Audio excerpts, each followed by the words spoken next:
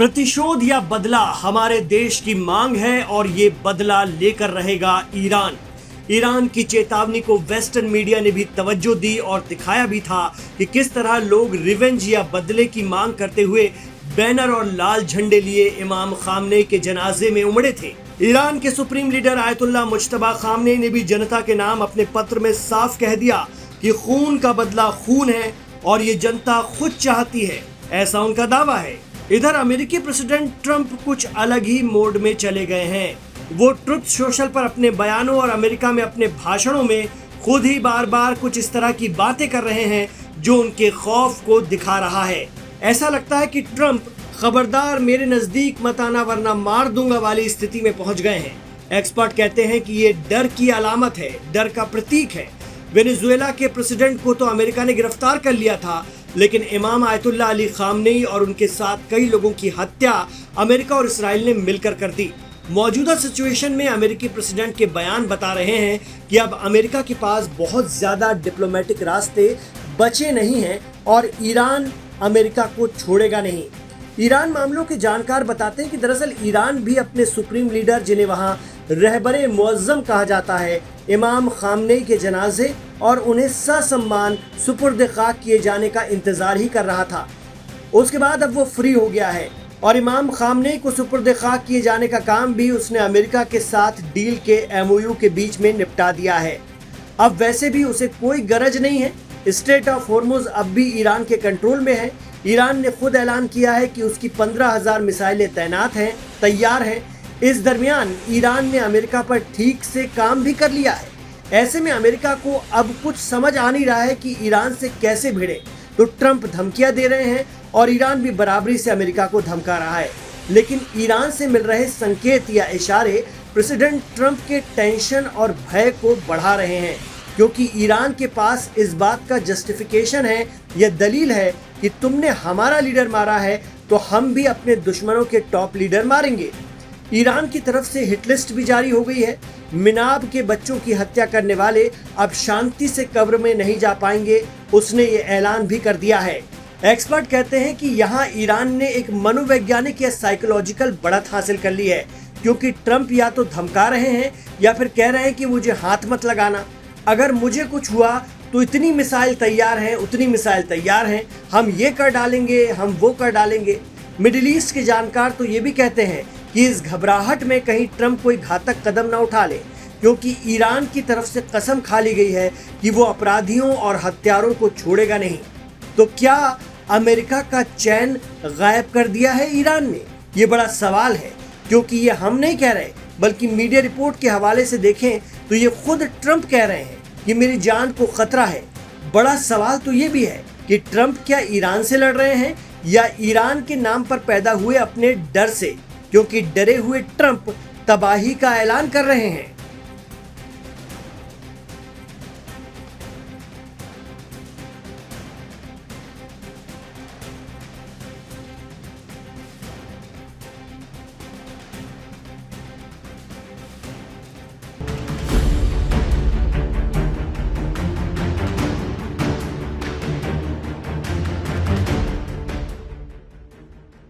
Iran से जंग America को कमजोर कर देगी। क्या दुनिया की सबसे ताकतवर सेना के हथियार अब खत्म होने लगे हैं? और अगर युद्ध लंबा चला तो क्या अमेरिका भी ऐसी मुश्किल में फंस सकता है जहां से निकलना आसान नहीं होगा? अमेरिका और ईरान के बीच एक बार फिर तनाव चरम पर है। राष्ट्रपति डोनाल्ड ट्रंप साफ कह चुके हैं कि संघर्ष विराम का दौर खत्म हो चुका है, यानी आने वाले दिनों में हमले और तेज हो सकते हैं। लेकिन इसी बीच एक ऐसी रिपोर्ट सामने आई है जिसने अमेरिका की सैन्य ताकत पर बड़ा सवाल खड़ा कर दिया है। CNN की रिपोर्ट के मुताबिक ईरान के खिलाफ लगातार सैन्य कार्रवाई में अमेरिका अपने सबसे आधुनिक हथियार बड़ी तेजी से इस्तेमाल कर रहा है।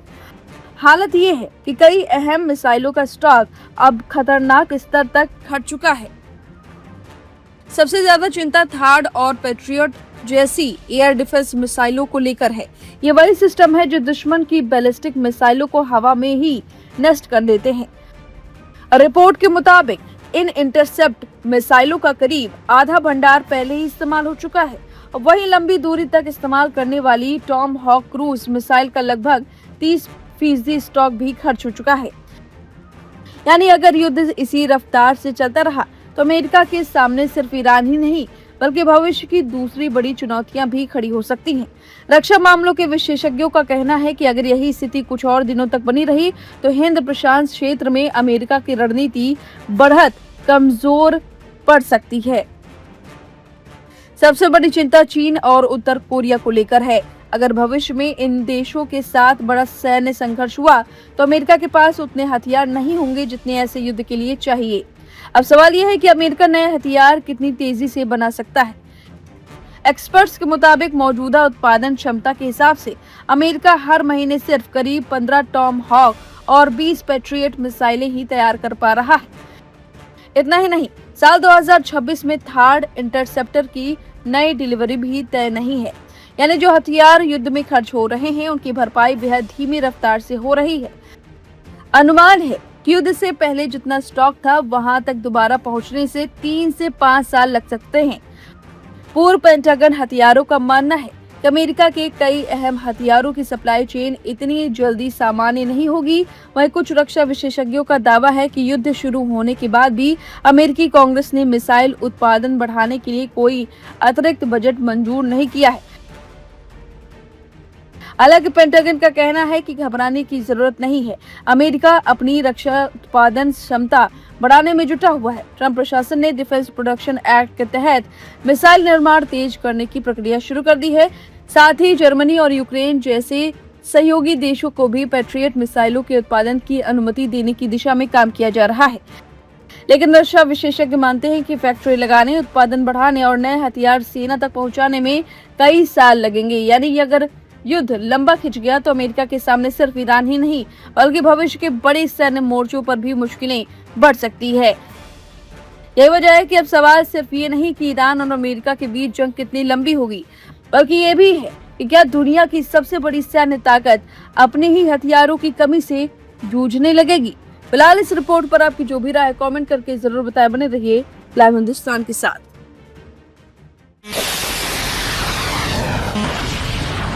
ईरान और अमेरिका के बीच जंग लगातार तेज होती जा रही है और इसी बीच राजनीतिक विशेषज्ञ और वॉर जर्नलिस्ट वाइल अव्वाद ने कहा है कि ओमान में एक और जहाज पर हमला ये बताता है कि अमेरिका ईरान के साथ शांति समझौते का सम्मान नहीं कर रहा है।